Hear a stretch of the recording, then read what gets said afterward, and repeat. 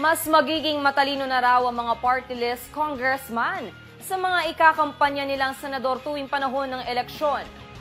Sinabi yan ni ako Bicol Party List Representative Zaldico kasunod ng mga mapanakit na komento ni Senate Majority Leader Joel Villanueva laban sa mga congressman o House members.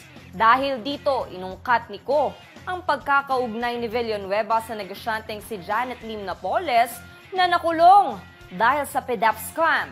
Noong 2016, pinatawan ang senador ng diskwalipikahan sa gobyerno o matanggal sa Senado dahil sa paglagak ng 10 milyong piso mula sa kanyang PDEP patungo sa bogus na non-governmental organization.